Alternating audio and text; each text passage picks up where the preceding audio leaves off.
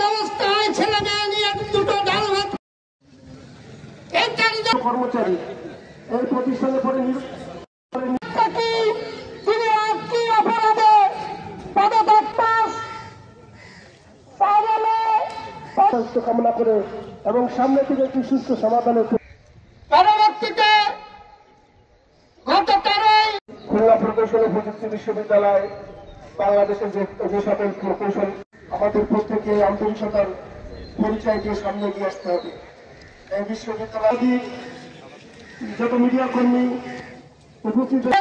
অবস্থা ছিল অনেক ঘটনায় আপনারা লক্ষ্য করে দেখেন, যাচাই করে দেখেন, কেউ কর্মচারী, কেউ কর্মকর্তা, কেউ শিক্ষক, কেউ